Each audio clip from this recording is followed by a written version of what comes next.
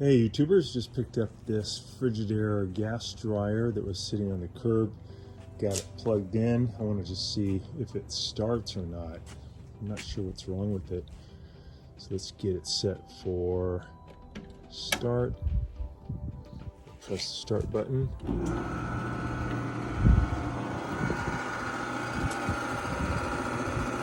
I hear the motor moving, but the drum is not moving. Maybe this is a broken belt. Yeah, I'd say it's just maybe a broken belt. Let's see now if I reach in there, can I move this easily? Oh yeah. So you can tell too when these move very easily, there's no resistance because the belt is not connected to the motor. The motor should create a little bit of drag. So in this instance, this is probably just a broken belt. That'll be easy to fix. So to fix this, I think we're just going to need a paint scraper and a Phillips head screwdriver. So we'll go ahead and unplug it first. And then we're going to use the paint scraper, come in between the top panel and the cabinet, a couple inches in, I think. There's a clip we're going to push in. There we go. So I push this in underneath. It lifts up. Try this side. Yeah, okay. And then you can hinge the whole thing up. So here's that back. So you can see how it pivots. And that should hold up on its own. Yeah, that's fine. We're going to need to remove this little guy here, and then I'm going to remove this one here. I think these are maybe 1/4 inch. One over there. We're going to take these leads off, make sure it's unplugged, and we should be able to get off the front panel, and then we can do the belt change. You can see there's no belt because it broke and fell down in there somewhere, so probably replacing the belt's going to do the trick. So now to remove the front panel to get the belt off, we're going to remove these two spade connectors that are for the door switch. And you might need, some needle-nose pliers to help you. Be careful, watch out for these sharp edges. Right here. And once you get those off, you just have to take out a couple of screws. These are 5/16. Zip those out.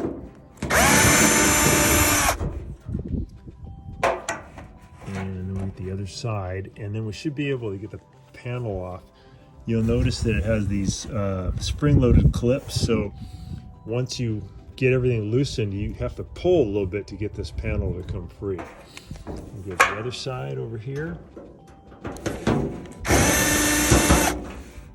These are pretty good dryers. This is the gas version. I'll show you some of the gas parts in there too. Get that screw out of there. And now we've got to get this out too, because we have to remove this drum or tumbler, and this thing kind of holds it in. So we got to pull that 5/16 screw.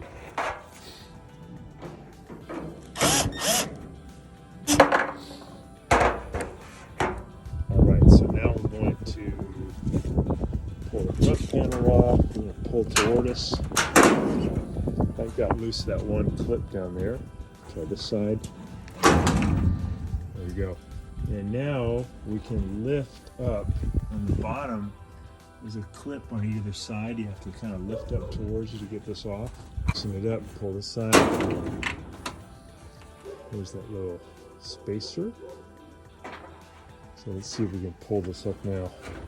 But there are clips down here. We just have to pull up a little harder. Got that one out, and we'll do the other side. Same thing.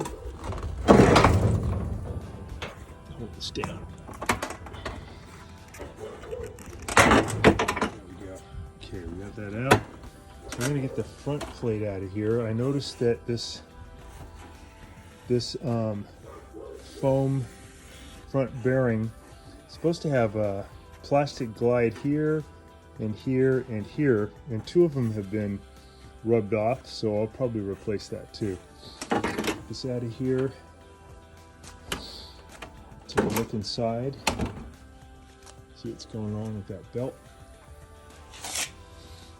And we can see this dryer hasn't been open for a long time, but you can see the dryer's belt has broken, fallen off inside. So what I'm going to do next is I'm going to lift this drum out of here. And to do that, I just have to lift up the back of the drum up by about an inch. What it's got in there is like a ball inside of a socket. I have to lift the ball out. The ball is attached to this thing. Do that one-handed or not? Probably not. Okay, it took a little bit of force, but I got it out. There's that ball in there, so I can take the whole drum out now. I'm gonna finagle it out inside this opening here. There's that ball, and there's the socket it fits into. Everything's pretty dirty. This probably hasn't been opened for its entire life. Okay, there's the motor down there, and there's our broken belt. Get that out of there. So we'll just be replacing the belt. Normally you would not have to take this drum out, but I did because I wanted to do a couple of maintenance issues. I just want to clear up all this lint, clean up the motor, get this all policed up in here, get rid of all this burnt lint. I'll probably be replacing these 2 gas valves to create a better flame. I might replace the igniter and just do a little maintenance while I'm in here. And if you ever have one of these gas dryers that won't heat, the culprit could be a bad igniter. Could be that these gas coils are worn out and they're no longer letting the gas flow in. Could also be, though, this part right here, which is a high limit. And if you ever wanted to see if that's the cause, you can put your continuity tester on these 2 leads. Make sure again it's unplugged, and you should hear a continuity. If you don't, then this is tripped and you just have to replace it. And these Frigidaire dryers, both the gas and the electric, have this same high limit. You don't have to take it all apart though like we did. You can just lift up the top and you can get to this. Even though the drum is in position, you can get to this part, remove some screws, and pop a new one in. Let's test that real quick. All right, we got our probes on there. We're gonna see if there's some continuity. Yeah, I can hear that beep.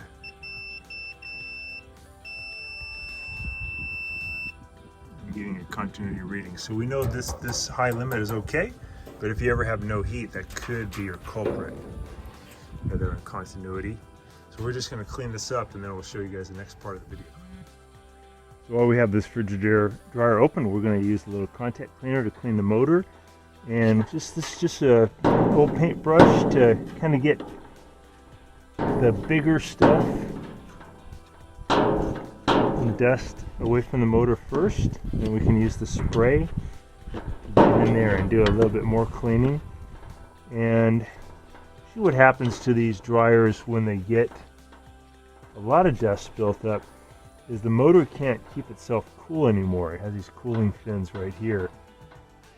So these are really important that we get these clear of any dust. A lot of times there's so much dust built up over these fins that the motor overheats, and then it'll stop spinning, and after it cools down it'll work again. But the problem will keep repeating because the dryer just can't really cool itself down because it's just too clogged up. Now we're going to use the contact cleaner. Don't breathe this stuff in. Hold your breath.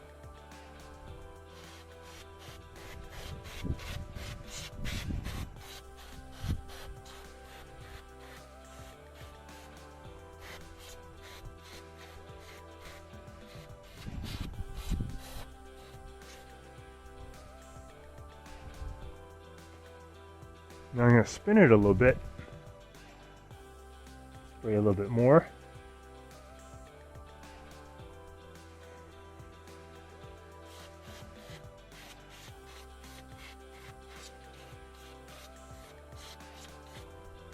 All right, that looks good. Looks like new motor again. It's gonna run a lot better. I'm behind the dryer drum. I'm using that brush again to get into where these holes are, and these holes can get filled up also with lint, and you get limited airflow, and then it's not going to dry as well. So use your brush on that, and then you got to get something inside there like a flathead screwdriver to get rid of all that crud builds up. But the brush will just get it started. Get rid of the main stuff. So you got like a toothbrush essentially to get in to that tighter area, get all that stuff out. You can't really do this unless you get the drum out of the machine.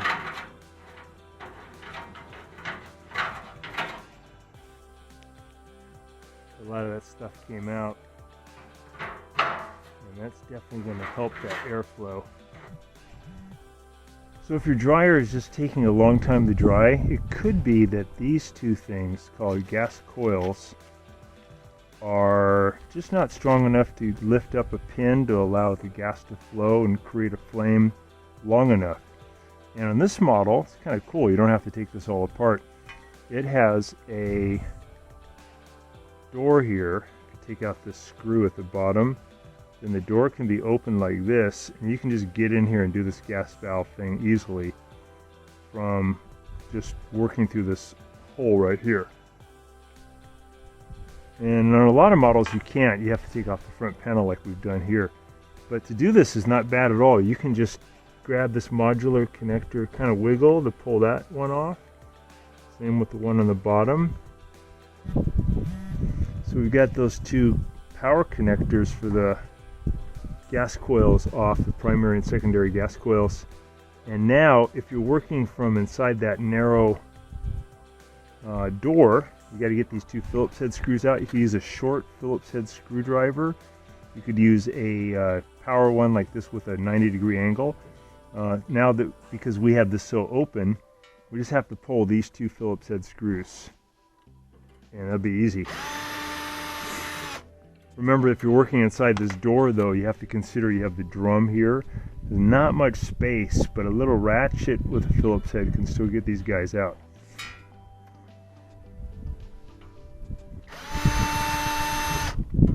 Okay, and once you get that out, you can lift this little cover off, and then pull out your new gas coils. And I'm going to replace this one first. So I take off the old one. Check inside here, make sure there's not a little silver sleeve. If there is, you can pop it out and have it put into the new one. You put the old one away and clean this out a little bit where it sat of the dust. It's not critical for function, but it doesn't hurt to do that. Put this one in with the prongs down and this little plastic tab pointing up. Take off the skinny one, put that off to the side, get the new one, and a little plastic tab up. This time the prongs are up at the top. And we take the metal plate, it has little holes where the plastic tabs go in. So we get that in position, and we kind of have to wiggle the valves around until they line up those plastic tabs. There's a tab, it looks good. We'll put those screws back in, and that's about it. And that should give you a stronger pull on the pins, and the flame will last longer. The flame should last about 3 minutes. If the dryer's cold and you first start it, open up this thing and you stare in, you should see a big flame in that burner tube for about 3 minutes, and then you know you're good. If you look in there and the flame's going out after about a minute, these are probably worn out. The other thing to consider though is on the other side of this vent tube is the vent tube that goes out and leaves your house. If that's clogged up, that's going to cause some weird symptoms, and that could also be why your clothes take a long time to dry. So that's the most likely culprit when you have a long dry duration for your clothes. So I would try that first, cleaning that vent tube really well and test it. But if it's still a problem, or if you open this door and you notice that that's going out after about a minute, you just got to put these new gas coils in. So I put the power connectors back on, and that's it. The other thing that you could think of if you have a situation where you have no drying at all is you may have the gas turned off. Make sure the gas is turned on. You can check continuity up here for this high limit. Make sure it has continuity. And you could maybe replace this igniter back here. And you have to just take out these 2/4 inch screws right here. But there's not much working space, so you probably have to have a little ratchet in there. You can get the igniter out of there. This thing hardly ever fails. It's called a flame sensor. But you should have continuity between these two wires if you have a continuity tester. If you don't, you can replace this thing. These parts are really inexpensive. We'll put a link in the description below for you to get gas coils, an igniter, flame sensor, belt, and also a rear bearing. We'll show you how to replace that today too. We got things cleaned up better. We got new coils in there.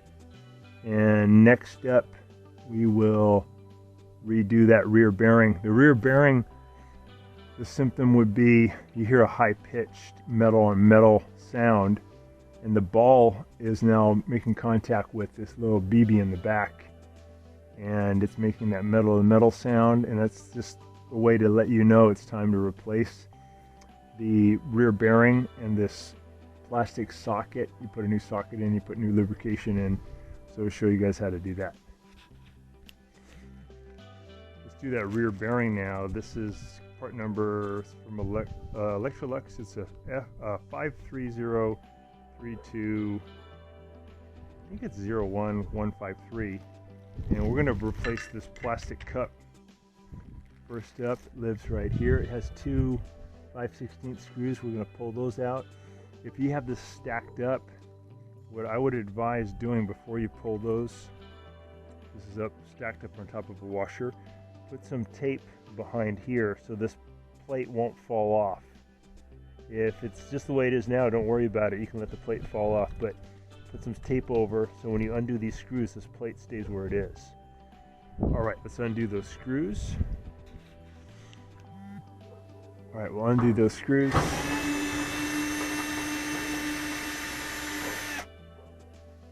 Long, 5/16.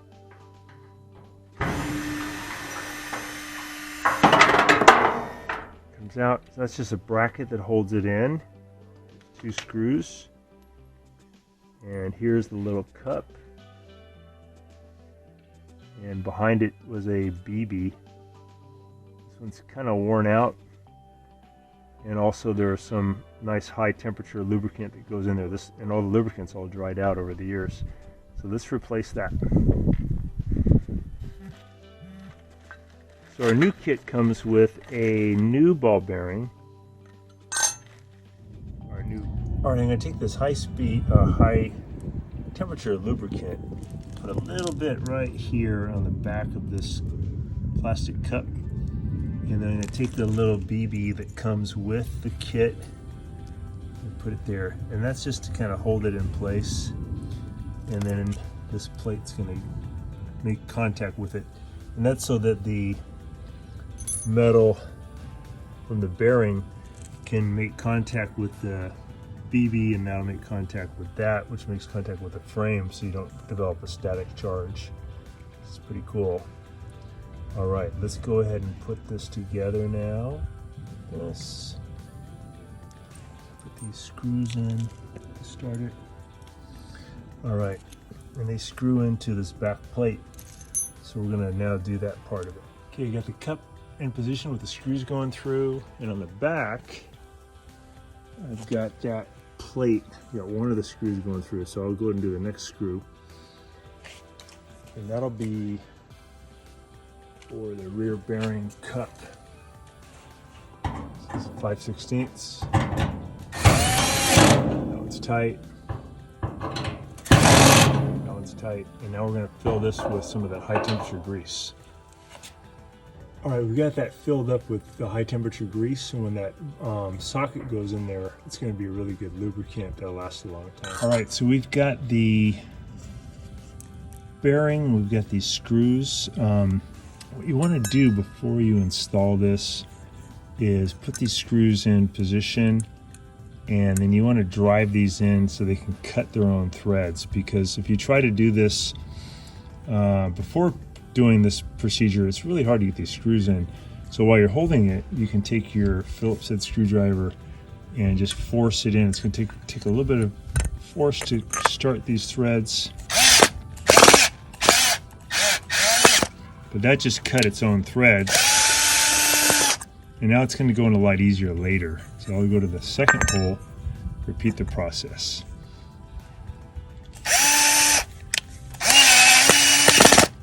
That cut its own threads. Go to the third hole, repeat the process. I'm just using the same screw, that's okay. Pull it out. Okay, that's going to go in a lot easier, so that's a good step to take. Now I'll remove the old rear bearing from the drum. So we have the drum out in position. I'm going to just pull out these existing screws. Pull these screws out.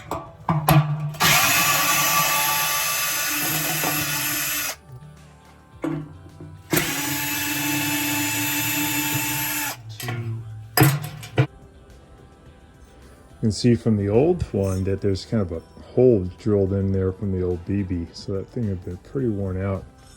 So we got the new one in position. One of the screws is in, holding it already. And we'll put in the other two screws, the belt on there, and then we're pretty much done.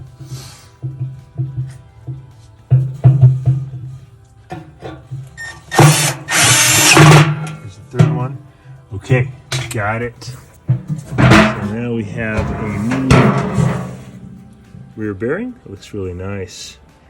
We have the socket all ready to receive it. Let's go ahead and put it in. All right, so I'm going to lift that socket a little bit so it can drop down into, that ball bearing there, so we can drop down into that plastic socket. Okay, we got the drum back into position, so we're going to put the belt over the drum. Okay, I've got the belt now over the old mark that was on the drum before, so I'm going to let that drop down, and we're going to now loop it over the either wheel and the motor pulley. You'll notice there's a panel here on the back of the dryer. We're going to remove these two screws to get this off to give you a better view of the belt. All right, so we'll go ahead and pull that out, get a plate out of there, and you can see now, you can see the belt pretty good from back here. So this is a nice access path. You can do it from the front too. There's a little bit of room on that side and that side to put your hands in to do it, but it's a little more fun to do it back here because you can see better. All right, so what I want to do, notice it has a lot of spring tension. I'll get this belt to go over here, make a loop, get that put over the motor pulley, and that should do the trick. All right, we're going to go ahead and put on the front panel. So I'm going to drop it down onto these clips here at the bottom. There's one there. There's one on this side. Got some crud in there. Rid of that. Down that little clip. Okay. Push down a little bit.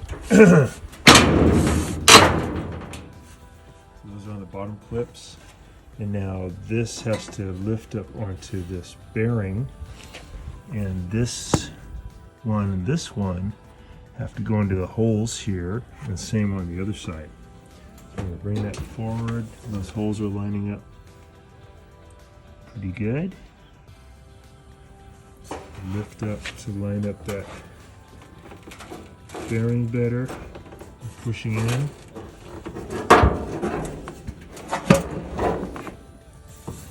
Get that to clip in. Okay, that side's in.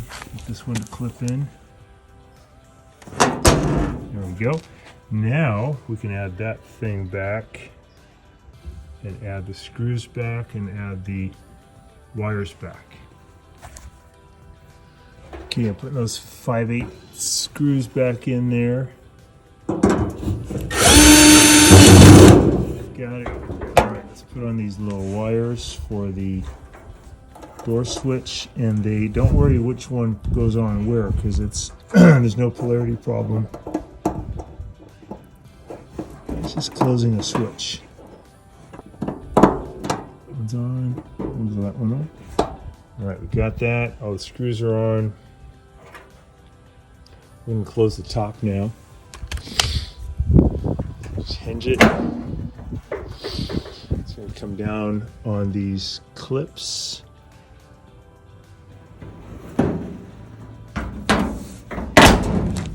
Clicked in. Clicked in. Plug it in and see how it sounds. Okay, we got it plugged in. Let's see if it starts up.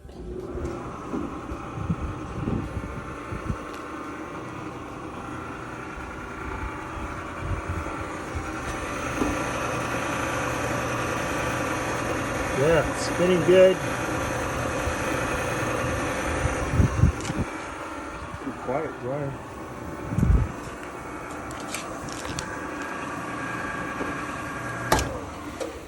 Yeah, it looks good. So when you're testing the igniter, we don't want it to be on the cool down because it won't heat up. So let's go to the more dry. Let's check the igniter now. There's some glowing. That looks good. We don't have the gas hooked up, but that igniter looks like it's glowing really good. So everything should be working. Okay, we're near the last part. We're just gonna put this plate back in. Put the screw in that holds it down at the bottom. So it's gonna fit into these little grooves right here first. There we go. Okay, we'll put the screw in there.